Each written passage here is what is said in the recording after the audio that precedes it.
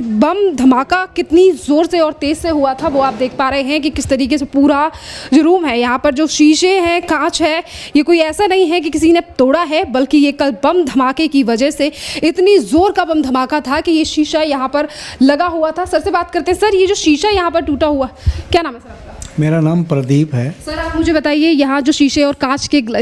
टुकड़े यहाँ पर पड़े हैं, किस तरीके का मंजर था कल और कितने बजे का धमाका? ये 7 बजे के समथिंग का था। तो मैं इसी यहाँ पे बैठा काम कर रहा था, तो अचानक ये मेरा शीशा टूटा। तो बाहर की तो मुझे कम आवाज़ समझ में आई, पहले मैं अपनी शीशे पे नज़र गई कि ये इतना मोटा शीशा कैसे टूट गया। तो आप देख रही हो उस टाइम रूम है, तो मैंने सोचा हो सकता है अंदर गैस बनी हो जिसके प्रेशर से ये शीशा निकला है और टूट गया है। तो जब मैं उठा के देखा तो जब तक मेरी नज़र रोड पे गई तो रोड पे बहुत ही तेज़ भगदड़ मची हुई थी, क्योंकि शाम का टाइम था, जो लोग नौकरी करते हैं उनका जाने का टाइम होता है, प्लस जो बाहर से लोग मार्केट करने होते हैं वो भी वापस जाते हैं। उस समय चौक पर बहुत ज़बरदस्त भीड़ होती है, पैदल चलना मुश्किल होता है।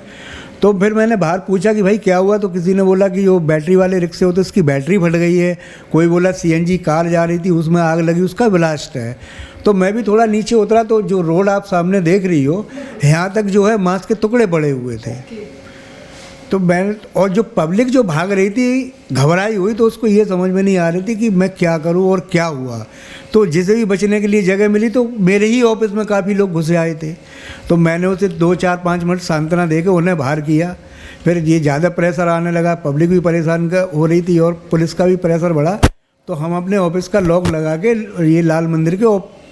चला गया। तो लाल मंदिर में परिसर में जाके देखा कि उसके परिसर और ब्लास्ट इतना तगड़ा था कि जो गाड़ी का एक पार्ट्स होता है नीचे, जिसे हम एक्सल बोलते हैं, तो वो पार्ट उठ के मंदिर के परिसर में पड़ा हुआ था। और तो आप सोच सकते हैं इतना तगड़ा ब्लास्ट है। तो मुझे नहीं लगता कि ये किसी CNG का या बैटरी का है, बाकी तो जो प्रशासनिक कार्रवाई हुई उसमें निकल के आएगा ब्लास्ट कैसा था, क्यों हुआ, साजिश से हुआ, क्या हुआ। बहरहाल बहुत ही घबरा गए सारे आदमी, मैं खुद भी घबराया हुआ था। अगर मैं इस टेबल की बजाय उस टेबल पे बैठा होता तो हो सकता है ये कांच मेरे ही घुस जाते। तो बाकी और देख इतना प्रेशर था उसके अंदर कि ये टूटा। अभी ये गेट पूरी तरह से लॉक हो चुका है, ये खुल नहीं रहा है इस समय, यह समझिए आप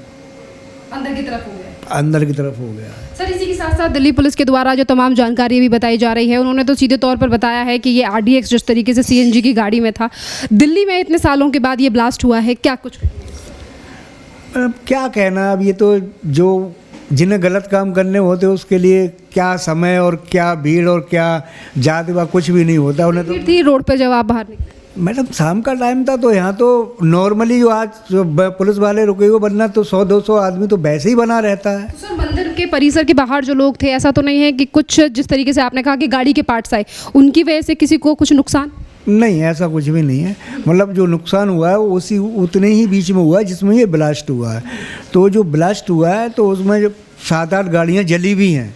और जो जिस गाड़ी में ब्लास्ट हुआ, जब लोहे की गाड़ी के परखच्चे उड़ गए तो मानव क्या होगा। अब उस गाड़ी जो, क्योंकि बहुत स्लो मूवमेंट होती है, उस समय भीड़ का टाइम होता है, तो बहुत स्लो ट्रैफिक चलता है। जिस गाड़ी में ब्लास्ट हुआ उसके बराबर से भी गाड़ी थी, कोई रिक्शे में होगा, कोई स्कूटर पे होगा, कोई बाइक पे होगा,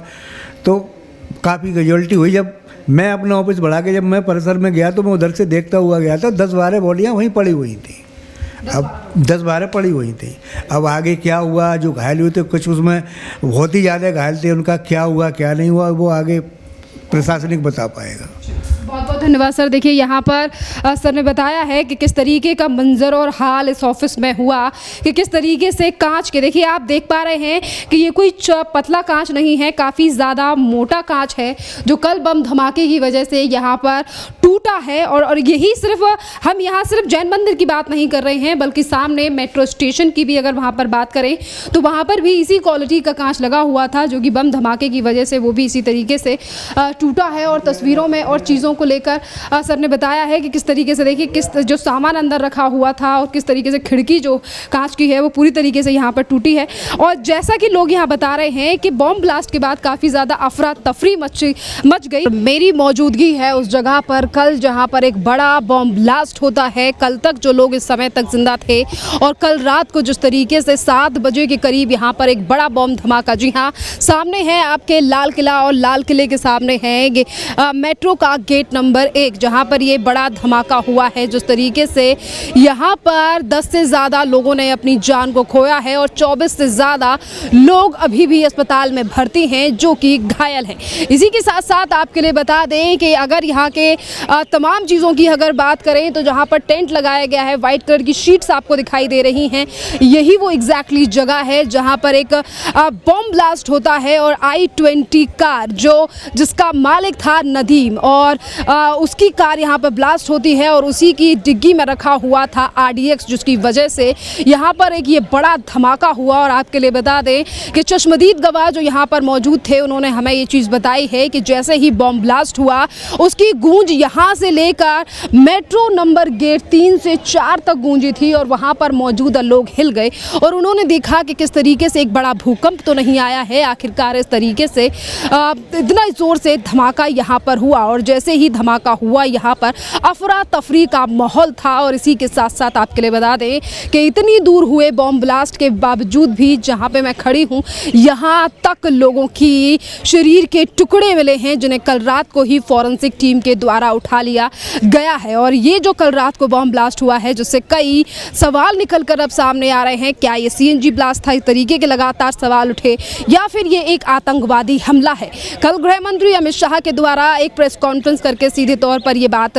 बताई गई है कि जिस कार से ये ब्लास्ट हुआ है उस कार का मालिक नदीम था और उससे पहले ये कार सलमान नाम के व्यक्ति की थी जिसने नदीम को बेची थी। और अब इस पूरे मामले पर जांच चल रही है क्योंकि देखिए फरीदाबाद में भी कल एक ऐसे ही डॉक्टर को गिरफ्तार किया गया था जो पुलवामा का रहने वाला था और यहाँ पर जिस I-20 में ब्लास्ट हुआ है वो व्यक्ति, वो नदीम भी पुलवामा का रहने वाला था। इन्हीं तमाम तारों को इंटरकनेक्ट करने के लिए यहाँ पर फॉरेंसिक टीम मौजूद है, NSG के कमांडो मौजूद हैं और इसी के साथ साथ पैरामिलिट्री की फोर्सेस भी कल रात से यहाँ पर तैनात हैं। लगातार यहाँ पर एजेंसियाँ अपना काम कर रही हैं। सामने जो जगह है यानी कि जहाँ पर ब्लास्ट हुआ था उस जगह को कवर कर लिया गया है। फॉरेंसिक टीम तमाम अपने सबूत जो हैं वो वहाँ से जुटा रही हैं और कल रात को जो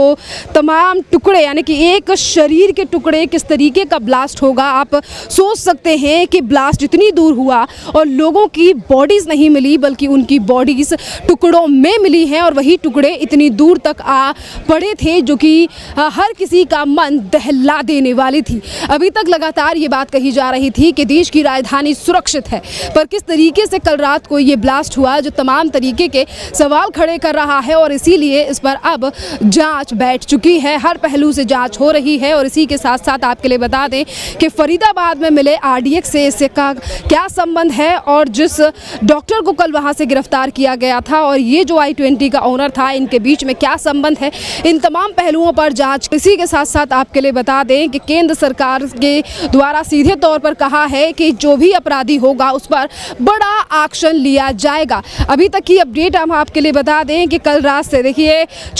12 घंटे से ज़्यादा हो चुके हैं इस ब्लास्ट को और लगातार बड़ी अपडेट सामने आ रही हैं कि गृह मंत्री अमित शाह इस पूरे मामले पर एक और बड़ी बैठक करने जा रहे हैं। और वहीं दूसरी तरफ दिल्ली पुलिस के जवान और दिल्ली पुलिस के जवानों की हम बात करें तो अब वो पूरे एरिए की जो CCTV फुटेज हैं उन पर उन CCTV फुटेज को निकाल रहे हैं। CCTV फुटेज को देखा जा रहा है कि जो I-20 जिसमें RDX था, जिसमें 3 व्यक्ति सवार थे, जिसमें ब्लास्ट हुआ है, आखिरकार वो कहां से आई और बदरपुर बॉर्डर यानी कि बदरपुर में ही फरीदाबाद में रहने वाला वो व्यक्ति जिसका नाम नदीम बताया जा रहा है, जिसकी ये कार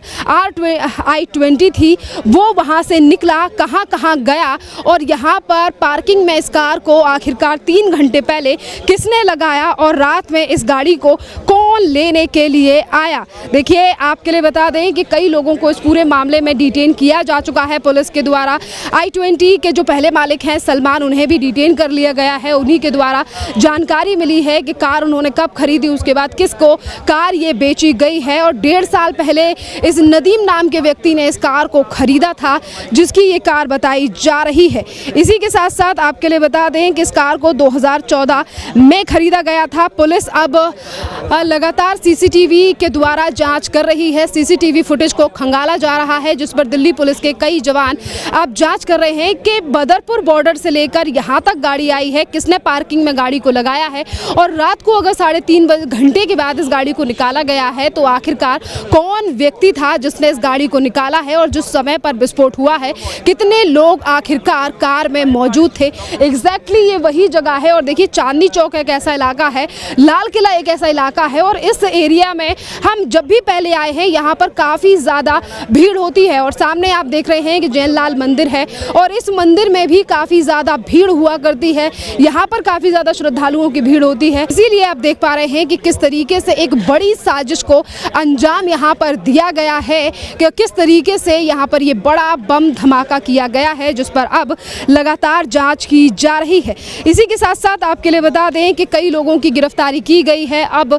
क्या कुछ मामला है, क्या कितने सच हैं, इस पर जांच की जा रही है और क्या इसका लिंक है उस आरडीएक्स से जिसे हरियाणा यानी कि हरियाणा से पकड़ा गया था और जिस पुलिस ने ये एक्शन लिया वो जम्मू कश्मीर की पुलिस थी और जिस डॉक्टर को गिरफ्तार किया गया वो भी पुलवामा का रहने वाला था। तमाम सवाल खड़े हो रहे हैं पर अभी कंक्लूजन नहीं निकला है क्योंकि अभी फॉरेंसिक टीम अपना काम कर रही है और जैसे ही तमाम चीज़ें निकल कर सामने आएंगी एक एक अपराधी को सजा दी जाएगी और जैसे कि पुलिस अब इस पूरे मामले पर अपना काम करने में जुटी हुई है। इसी के साथ साथ आपके लिए बता दें कि गृह मंत्री अमित शाह की बैठक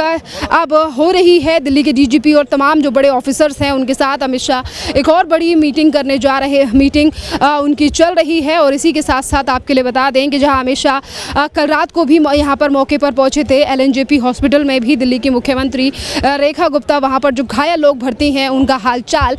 पूछने के लिए वहां पर पहुंची। अभी गृह मंत्रालय के द्वारा तमाम स्टेटमेंट दी गई हैं और वहां पर जो मीटिंग जारी है, अब देखना अहम रहेगा कि क्या कुछ आदेश और ऑर्डर्स यहाँ पर अधिकारियों को दिए जाते हैं गृह मंत्री अमित शाह के द्वारा और इसी के साथ साथ तमाम सवाल अब सिक्योर एंड सेफ्टी को लेकर भी यहाँ पर उठने लगे हैं। जैसा कि केंद्र सरकार के द्वारा कहा गया है कि मामले पर जांच हो रही है और अपराधियों को सख्त से सख्त सजा दी जाएगी क्योंकि देखिए जिस तरीके से देश की राजधानी दिल्ली में ये बड़ा बम धमाका हुआ है, ये कहीं ना कहीं नेशनल सिक्योरिटी के लिए भी एक थ्रेट बताया जा रहा है और इसीलिए ये बड़ा कारण है कि यहाँ पर नेशनल एजेंसीज को भी आपने देखा है कि एनएसजी से लेकर दिल्ली पुलिस के जो जवान हैं वो यहाँ पर कोने कोने चप्पे चप्पे पर तैनात हैं और ये जो एरिया है जहाँ पर बैरिगेटिंग कर दी गई है, यहाँ पर आम लोगों का आवाजाही बिल्कुल बंद है और मीडिया को भी आगे तक नहीं जाने दिया जा रहा है जहाँ पर कल रात को बॉम्ब ब्लास्ट हुआ है क्योंकि देखिए वहाँ का मंजर कुछ ऐसा है जो आप पहले ही सोशल मीडिया पर कई वीडियो के माध्यम से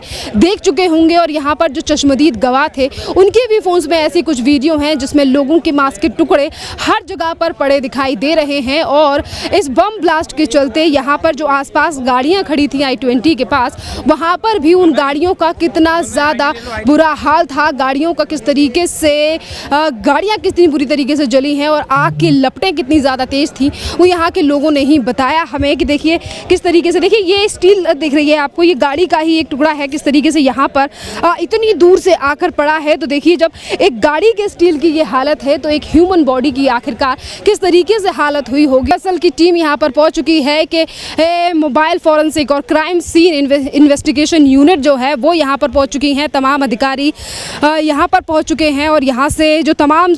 सबूत हैं वो जुटाए जाएंगे, छोटी मोटी चीज़ें हैं वो जुटाई जाएंगी और देखा जाएगा और पूरे मामले पर अब तहकीकात की जाएगी। इसी के साथ साथ आपके लिए बता दें कि दिल्ली पुलिस की जो इन्वेस्टिगेशन टीम है उन्होंने बताया है कि कार में जो धमाका हुआ था वो फिदायन यानी कि सुसाइड अटैक था और इसी के साथ साथ देखिए ये भी देखा जा रहा है कि ये प्लान्ड पूरी तरीके से प्लान्ड किया गया था कि किस तरीके से यहाँ पर ये बॉम्ब धमाका करना है और यहाँ पर देखिए यहाँ पर जो दिल्ली की इन्वेस्टिगेशन टीम है उन्होंने ये भी बताया है कि किस तरीके से